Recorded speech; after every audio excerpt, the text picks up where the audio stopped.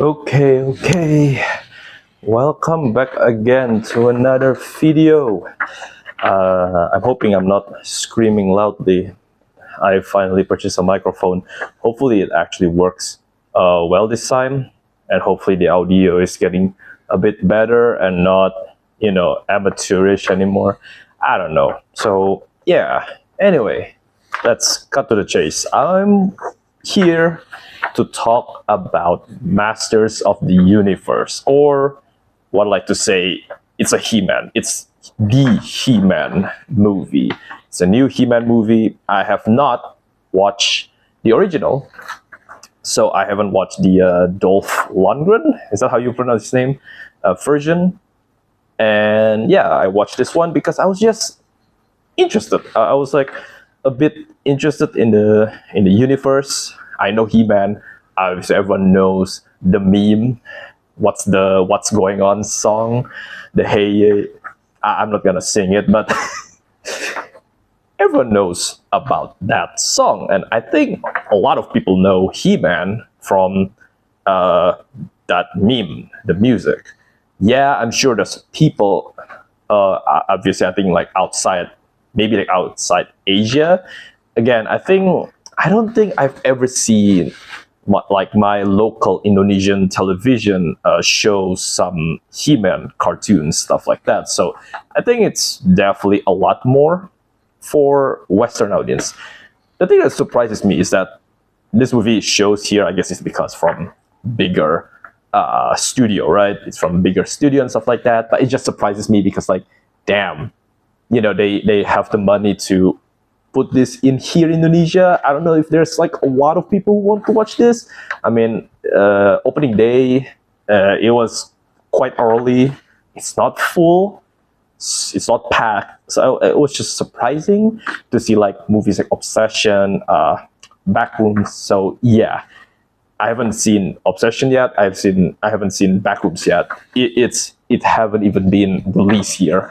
Next week it's gotta be Backrooms, but Obsession, nope. Don't know when. Maybe I just have to wait for streaming, I guess. Anyway, without further ado, let's talk about Masters of the Universe. So, what is this movie about? It's about He-Man. It's about He-Man when he's still a child. His kingdom got invaded by the evil Skeletor, the damn Jared Leto, and with his army, and he managed to defeat and take Eternia and Grayskull with his own army. And now, Adam, I think that's his name, right? Yeah, Adam is being sent to Earth by the Overseer? Oh, no, the Sorceress. Yeah, the Sorceress, not the Overseer. The Sorceress. And basically, there's like a bit, it's not long. I think I would say it's around like, maybe like only like 50-minute-ish, like a 30-minute, an hour. I wouldn't call it an hour. I would say like around 30-minute-ish. We get to see him being a human, works a job, an office job, HR, human resources, and then he finding out where is his missing sword. He's missing the sword that has the power of the Grayskull in it.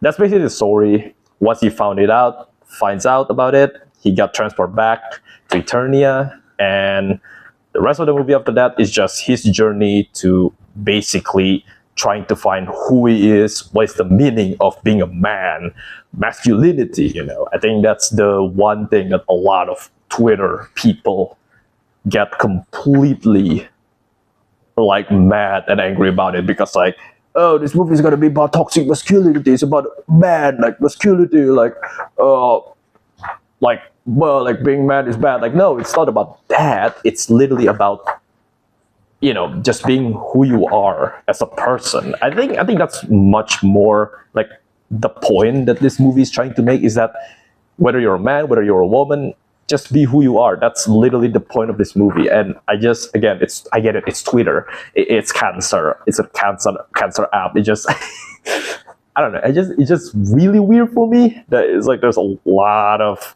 people talking about it, because like the word masculinity and toxic masculinity being thrown around. Anyway, that's basically the whole movie about it. It's fun, it's enjoyable, but man, it's a 2 hour movie, 2 hour and 20 minutes movie for a He-Man. I don't know. It's too long, and honestly, there's a lot of stuff that this movie is just boring. It's just bored the hell out of me. Yes, the fights are great. Skeletor, oh my god, Jared Leto. It is insane how everyone hates Jared Leto. I hate him too. I hate how he is a weird guy, how he has this cult, how his performance as the Joker is so bad. And because of that, I think like I haven't watched Blade Runner. I haven't even watched Tron Ares. I think one of the reasons why I didn't watch Tron Ares is because of that. Like it's Jared Leto, and it's like, oh, it's just a way for I think who was it? Is it Disney to still have the power to keep the IP, right? Again, it's Jared Leto, but my God, let me tell you something.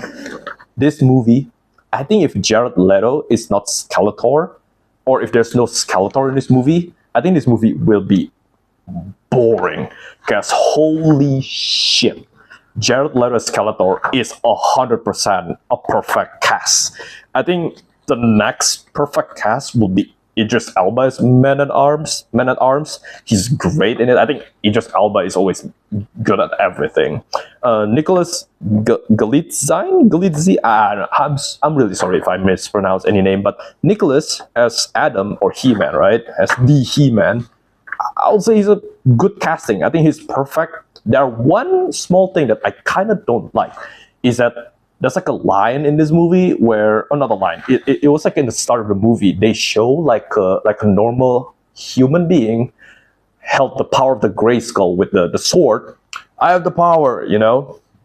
And then he mutates. He transforms into this buff guy, into this muscular dude. And then you look at Nicholas when he's a human, when he's like Adam, the normal Adam, and not He-Man yet. And it's like, bro, he's already buff, he's already muscular. So what's the point? And he's like become more muscular. It's like, what's the difference? What's the difference between him wearing a shirt and him naked with the power of the Grayskull? It doesn't. It looks the same. It looks like the same guy with the same buff body. I don't know. It's just, to me, it's a bit underwhelming. I think that's the only criticism that I have for Nicholas here, and I think that's kind of like a bit of a miscast. I kind of wish he would be like, you know, like Chris Evans, right? Yeah, Chris Evans in Avenger, where, you know, he's like this small guy, this small boy, and he suddenly becomes buff and muscular guy after he becomes, you know, super soldier, right? I kind of wish that would have been the case, but it doesn't happen like that. He's just buff, wearing a shirt, like a pink shirt, because of course it's He-Man, right? Again, it's like, damn, I kind of wish, yeah, I kind of wish. And then we got Tila. She's played by Camila Mendes. I feel like she's, I don't know, her relationship, her chemistry with He-Man feels non-existent. I don't know, I don't feel anything around her. She seems kind of bored most of the time. I don't know. I feel like, I don't know. Again, there's a lot of characters in this movie. Some of the characters are just kind of there, you know. The same thing with like Tila. I feel I kind of want more from her. The same thing with like Man at Arms, right? Man at Arms. I kind of wish there's more of him when he's at his prime and not. I don't want to spoil it, but I really want to see him more. But then you got so many other characters, right? And then you got Evelyn. She's just there. I don't know. Again, I think the insane thing about this movie, the reason why this movie is great, is because of Skeletor. When there's no Skeletor on the screen, when there's no Jared Leto as Skeletor on the screen, it just feels like it's just a movie. Sometimes it's boring. Most of the time it's just boring.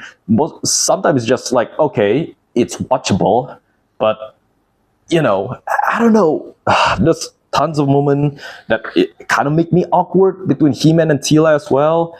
I kind of don't. I don't know. Like, it's just too long, man. Like, it's 2 hour movie. It's so long. Some of the comedy. Oh yeah, this movie turns out to be a pretty comedy movie. Like a lot of comedy is in this movie. Yes, there are some that make me chuckle, but my God, my theater, dead silent. I think there's only like a couple chuckles that I heard like throughout the whole movie. There isn't a single joke that landed. Again, the same thing happened to me as well. There's not a single joke that makes me like laughing like so hard throughout the whole theater. There isn't. Yes, there are some that make me like chuckling, but it's like, damn, like I don't know. And most of the time, I would say 90% of the joke or like the charm or the quirkiness that makes me chuckle is when Jared Leto literally laughs as Skeletor and like his antics and his performance as Skeletor. Again, this whole movie's heart is in Jared Leto's performance as Skeletor. It's insane, but that's what it is. So yeah, at the end of the day, this movie, I'll say I'll give it a 6 out of 10. Yes, it's a 6 out of 10. I think it's a good movie. It's not a generic movie. I think it's a good movie. I think it's enjoyable. It's fun. There are great soundtracks. There are good action scenes. But my God, there are some stuff that are just boring. And I was like, man, I kind of wish there's more to that. You know what I mean? So yeah. Anyway, time to move to the spoiler review. And yeah, in 3, 2, and 1. Okay, let's go to the spoiler talk. I'm sorry, there's a cut there. Anyway, yeah, spoiler talk. Let's talk about from the movie shown. So what is the first scene? The first scene is the explanation about Eternia, about Grayskull, about the power of, you know, being the chosen one. It's being shown like with this universe cosmic looking God, I guess you could say. And then we get to see Adam being a child, training with Tila, and we can see that Adam is a pretty, how do you call it? Like he's not I don't know how you call it, like a masculine guy, I guess you could say. Like he's a weak, he's shy, he's kind of like a bit helpless sometimes, and he just doesn't want to fight at all. He just wants to play with Cringer, his tiger pet. And that's basically the whole thing. The whole personality of him is that Adam is not the type of guy that, you know, like willing to go battle or fight, like courageous, like you know, like when you talk about like this masculinity view on man, is like this buff, huge guy that's like strong, stern, stoic, right? But he's like, he cries. He cries. He's imperfect. He misses his home. You know, he's like a fish out of bowl. But it's like, you know, it's there, and we can see that. And then we see him as a kid. Is being bullied by other students of Man-at-Arms as well. Until one day, Skeletor's army arrived, destroyed everyone, and I thought he killed his mother here. Turns out his mother is actually still alive, and I thought as well it was like, oh, so the mother died and it's just the father left. And honestly, I would have preferred that the mother died here, but then again, I guess it's like maybe she's important later on for the He-Man universe. Again, I haven't watched it. I didn't know other than He-Man and Skeletor and obviously the other crew. I only know little of it. But yeah, after that happened, why I keep calling her Overseer? The sorceress sent him with the weapon, the sword, to Earth. And what happened is that he, like the force pull completely separates the sword and him. So he fell, and I forgot how long was the time jump. I forgot how long was the time jump. God damn it. Anyway, basically he's already grown into an adult guy, and he's still trying to find where is the sword. And he's terrible. Like he couldn't get a girlfriend in his job. It seems like he doesn't even like his job. He's so tired of his job until even like his boss is like kind of tired of him as well. Till one day she's like reprimand him about like, hey, if you're not focusing up, if you keep focusing on this sword, you're scaring people, you're scaring other people in the human resources, I have to fire you. And so until one day, and that at that moment, he got a text message that someone found his sword, but he wants $300. Of course, he couldn't resist, and he leaves. So he gets fired. So he managed to find the sword, and after that, he needs to pried it from a statue. There's a before that, there's a cameo in the gym. I'm pretty sure that's Dolph Lundgren right there. I'm pretty sure that's him. If that's not him, then that's such a weird scene, because it seems like that whole scene is just for a cameo. It's good to see him. Anyway, moving on. After he pried open from the statue, he stole the sword, but he got captured by the police on the next day. Got captured by the police, and then turns out there's like this breach, like there's this traffic. It turns out there's a monster there. I think the name is Beastman, and he attacks He-Man, and Tila needs to come in to save him. And Tila and He-Man basically survives the whole thing, escapes, and goes to Eternia. I forgot to mention this. There's a bit of an error here, or like a weird scene, I guess. There's tons of cars. There's the two officers. Where are they? When Beastman is like there attacking Adam, no one is there. Like literally no one is there. Did they just like vanish into thin air? Like what happened there? There's also like one scene in particular at the ending that also like, where is he? Where is he gone? Why is he suddenly gone like a ghost? Also, I forgot to talk about how terrible some of the CGI is in here. Some of the CGI, I mean, it's a CGI heavy movie. It's bound to be some CGI to be good, some CGI to be terrible. But yeah, anyway, they escape. They like arrive in this hideout. Adam is trying to basically show that, he is the prince of the king of Eternia. What was his name? What I forgot the king's name. Yeah, King Rander's son. But no one believes him. And so he got thrown into prison with Tila. And there's Man-at-Arms there, drunk, because he's beaten by Trapjaw, I think. Yeah, Trapjaw. And he basically failed to protect the Majesty. So he's guilt. He has this guilt, and he just drunk. He just puking all over. And there's this robot. I think the name is like Roboto. There is supposed to be a battle robot, but she got turned into like a service robot because she was trying to kill Man-at-Arms at one point. And so they got imprisoned, but then Skeletor's army returned and appeared because Skeletor, like, he feels something is missing. He already gets everything. He already controls controls and rule every Eternia, but he feels like something is missing. And that thing is the Sword of Grayskull, the Sword of Power, right? So he tried to find the sword, and he managed to find it, but he couldn't find, the person, Adam, He-Man, and the sword. Instead, the one who found the first is Trapjaw.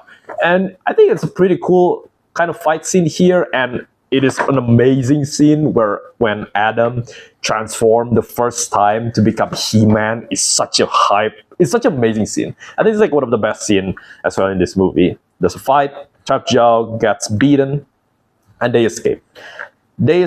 And basically after that, it's just, where are they? They kind of have this like chase sequence. They managed to beat it, but then Skeletor is like announcing to the whole Eternia, if Adam didn't come into the Snake Mountain to bring his sword, I will kill his parents. And turns out his parents are still alive. So that's what happened. The next they go to Snake Mountain. They have a bit of a fight there. He-Man goes alone and fights Skeletor's army. He managed to beat them easily, but he gets beat by Evelyn because she got powers. She got magic powers. And because of that, there's like a fight happening, and like a a blast from the sword, destroy like a wall, and because the wall is destroyed, like there's rubble coming from the upstairs and from the up, and then fall down and kills his father, He-Man's father. And basically, I thought like the mother is dead, but turns out the next scene after like Skeletor like stole the sword, He-Man got thrown into prison, and that's when he met his mother, his pet tiger, Cringer, and the rest of the Eternia's survivor.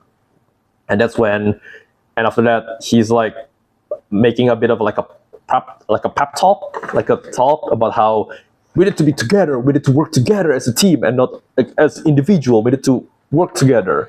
So they work together, they bust out from the prison, and then they go back to Eternia.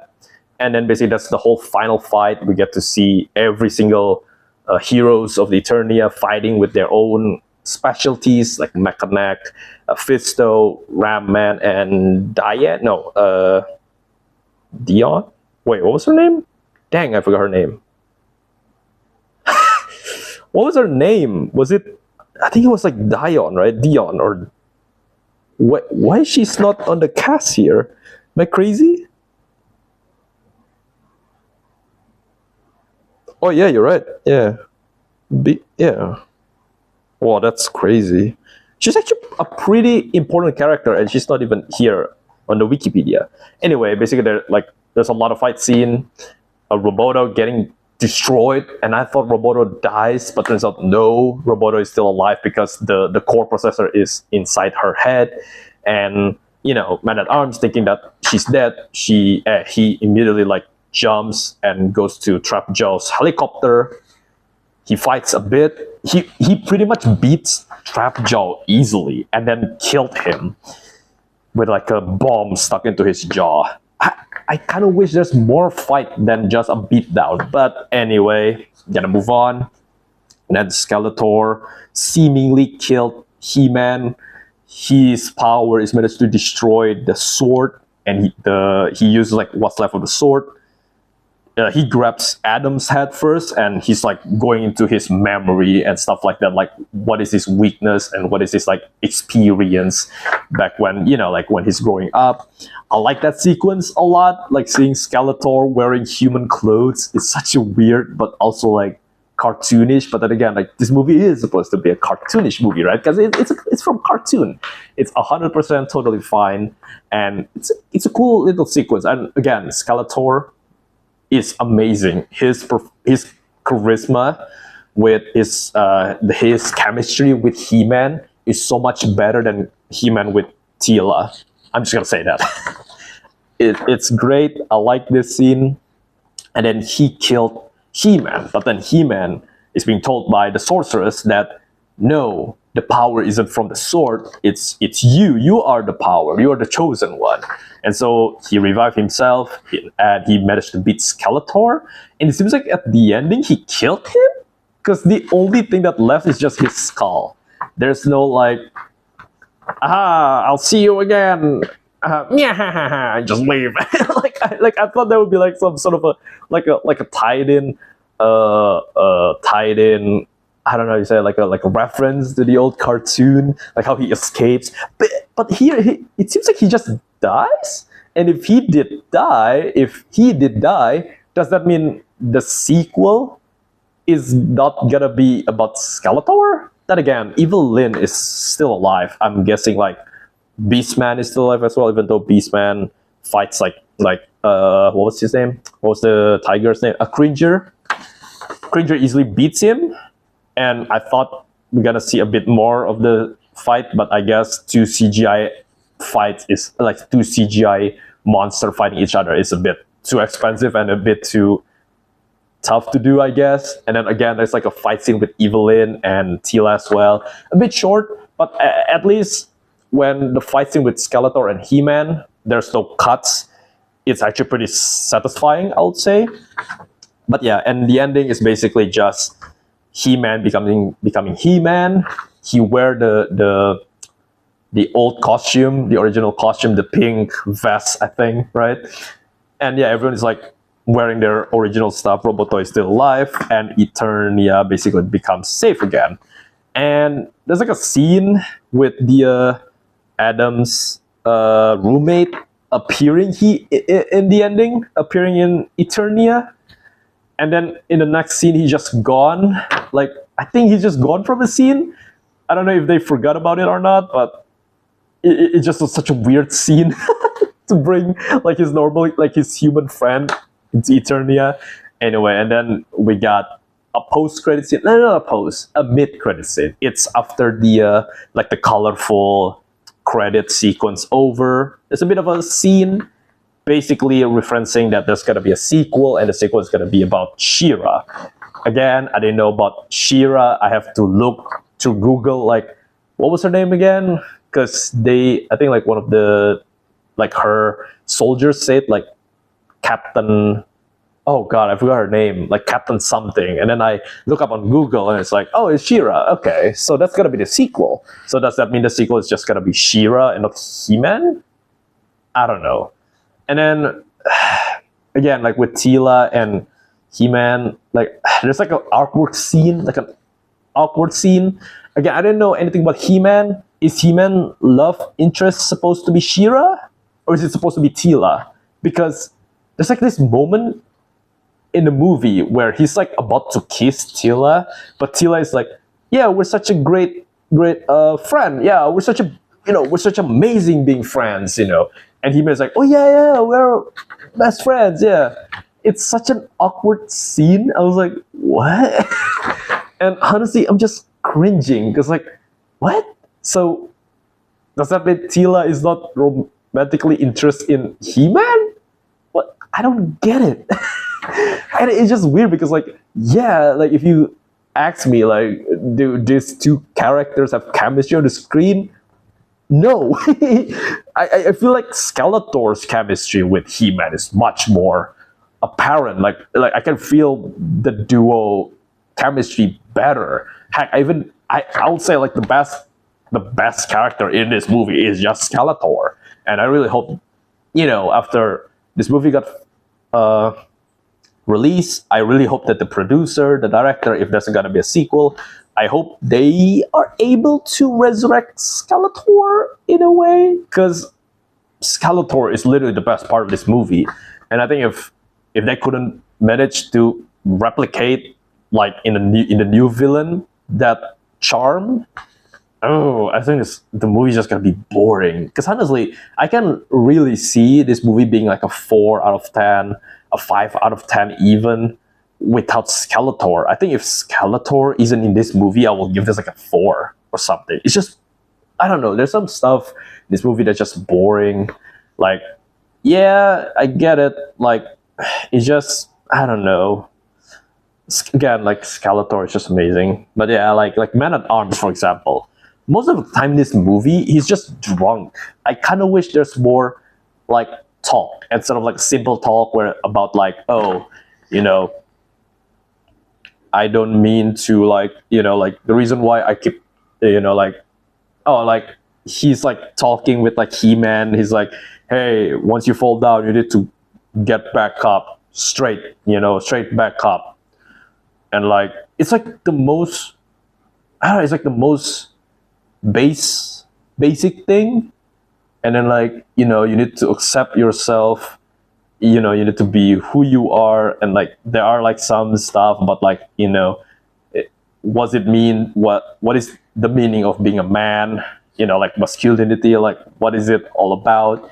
And like, yeah, but it's like, I don't know, it feels like basic stuff. I don't know. I don't know. It's just not memorable. That's the problem, I think. But yeah, again, I'm sure people who enjoy and watch Master of the Universe, like He-Man, when they're still a child, will happily enjoy this movie. Again, I kind of wish this movie is just not this long. Oh, also, there's like 4 writers for the screenplay and there's 4 writers for the story. But there's like the same duo in screenplay and story. So at total, there's 6. There's 6 different writer for this movie. Are you fucking kidding me? Like, I can't see why. Like, now I can see why like some of this movie is just like feels, I don't know, like oddly rushed and oddly like edited together. Yeah, I don't know. I just can't feel that it feels like it's just too long. It feels like they have so many stories that they want to put in a movie, but they couldn't. So they couldn't edit it out. So they just like mash it together into become like a 2 hour and 20 minute movie. Like, come on, it's just too long. I feel like the perfect runtime for this movie is like 1 hour and 50 minute ish. Maybe like 2 hour movie. I don't know. But certainly not 2 hour and 20 minutes. Like, holy shit, it's long. Like, goddamn. Anyway, yeah, that's about it. I think I'm gonna be done with this review. I did enjoy it, but yeah, I kind of wish there's more to it. But yeah, anyway, thank you guys for watching. What do you guys think about the new He-Man movie, the new Masters of the Universe movie? Did you like it?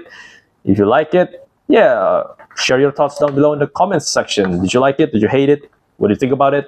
And yeah, please, if you enjoy this video, click subscribe, click like on the video. Oh yeah, click the notifications bell as well. And yeah, thank you guys for watching, and I'll see you guys on the next video. Goodbye.